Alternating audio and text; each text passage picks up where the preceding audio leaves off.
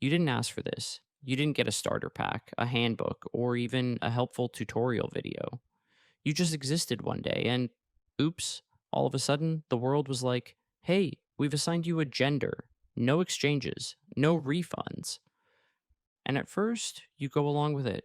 You're just living your life, pretending everything fits, but it doesn't. Deep down, something's off. Like slipping into a tailored suit that looks fine on paper, but feels like it was meant for your open casket viewing. It fits, technically, but it's cold, unfamiliar, and you can't shake the feeling that you're already being mourned. Eventually, you figure it out. You have that, oh no, I'm transgender moment. It doesn't come with confetti, no balloons drop, there's no theme music, just you sitting alone, realizing that your life just unlocked hard mode. You think coming out will be freeing.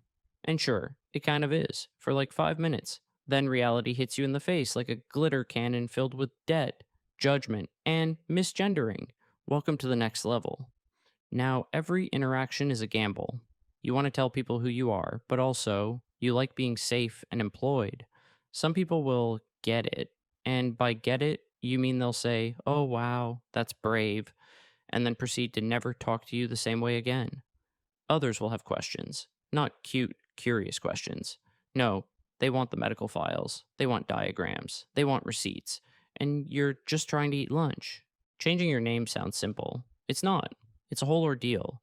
You have to fill out forms, pay money, stand in line at depressing government buildings that smell like printer ink and despair. You submit all your paperwork like a responsible adult, and then the government responds in 3 to 6 business decades. And heaven forbid you have to call them. The moment you say your name, they pull a full Scooby Doo. Wait a minute. Who are you? Suddenly, you're on trial. You're defending your entire existence to Brenda from Records, who has never updated her own hairstyle since 2004, but thinks your identity is confusing. You go to the doctor. You just want to check your blood pressure or refill a prescription. But surprise, you're now a fascinating case study. Some doctors will be chill. Others will look at you like they've just discovered a new species. You say, I'm trans. And they say, oh, interesting. And then proceed to forget how to treat a sinus infection because they're too busy trying to figure out what box to check. And those boxes, the forms, a cruel joke. Male or female is the only option, as if humanity was designed by a binary obsessed computer from 1982. You want to add your real gender? Good luck. You have to squeeze your entire identity into one of two categories, like it's a BuzzFeed quiz from hell. Then there's the bathroom issue. Not for you, it's simple. You just want to pee. But apparently, that's too much to ask. Society has decided that your bathroom use is a political event. People will lecture you on morality while standing in a public restroom with 3 broken locks and a toilet that won't flush. You just want to wash your hands, Karen. Can we not have a cultural debate next to the hand dryer? Your voice becomes this weird daily lottery. Some days it's fine. Other days it's like hearing a voicemail from a ghost version of yourself. And the worst part? Phones. The moment you speak, you can feel it. The hesitation, the confusion, the subtle change in tone. It's like customer service roulette, except every wrong number is a little emotional paper cut. Let's talk dating. Or, more accurately, let's talk why dating is a minefield of rejection and unsolicited opinions. Some people are into you, but only in a this is edgy and different way, like you're a limited edition collector's item. Others treat you like a science project. Some think dating you is a political stance, like putting a bumper sticker on a Prius. And the profiles? Good luck. You write something cute, throw in a selfie where you're glowing like the fabulous being you are, and still get messages like, wait, are you a real girl boy? Real? What does that even mean? Do you want a certificate? A trophy? A DNA test? You're real enough to be ghosted, apparently. So, congratulations. Family events become exercises in emotional gymnastics. You enter a room and suddenly your name is a minefield. Some relatives try badly, others refuse to try at all. They act like using your name is somehow an attack on their childhood memories. Like, how dare you ruin Thanksgiving by existing authentically? And if you're non binary, oh wow, congratulations. you've entered a bonus level of confusion and denial. People will act like you've invented a whole new species. They, them, that's for multiple people. No, Sharon. It's also for grammar, respect, and not being a jackass. The clothes are another battleground. You want to express yourself, feel good, walk outside like the main character you are. But sometimes it's just not safe. You look in the mirror and think, this is me, and then step outside and wonder if that's going to be a problem today. You carry yourself with confidence and caution, equal parts proud and ready to sprint. Social media should be fun. It's not.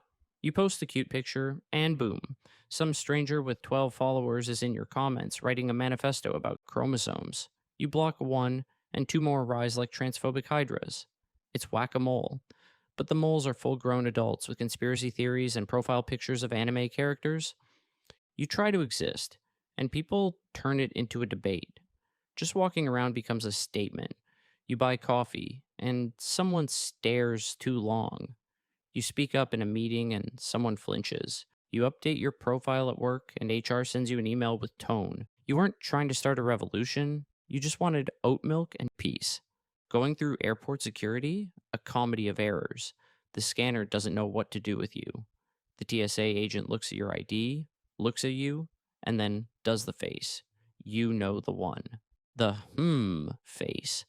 Suddenly you're being patted down like you're trying to smuggle secrets out of Area 51 when all you want is to make your flight and not cry in Terminal B. Even your dreams are affected. Not metaphorical dreams, actual sleeping dreams. Some nights, your brain gives you a version of yourself that matches how you feel. Other nights, it's like your subconscious forgot the memo, and you wake up disoriented and mad at your own psyche. Thanks a lot, REM cycle. And the worst part? You're constantly expected to be the educator, the explainer, the patient one. People say things like, I just don't understand. And somehow, it's your job to fix that. You're the spokesperson, the walking encyclopedia, the PR rep for all trans people ever, even though you barely had time to finish your coffee. And yet, you keep going. Because what choice do you have? You wake up, you get dressed, you navigate the madness, and somewhere between the weird looks, the pronoun mix ups, and the government paperwork labyrinth, you find little pockets of joy. A haircut that finally feels right. A moment when your reflection doesn't lie. A friend who gets it. A laugh you didn't expect. You shouldn't have to be brave. You shouldn't have to be tough. You shouldn't have to turn your existence into a full time job. But here you are.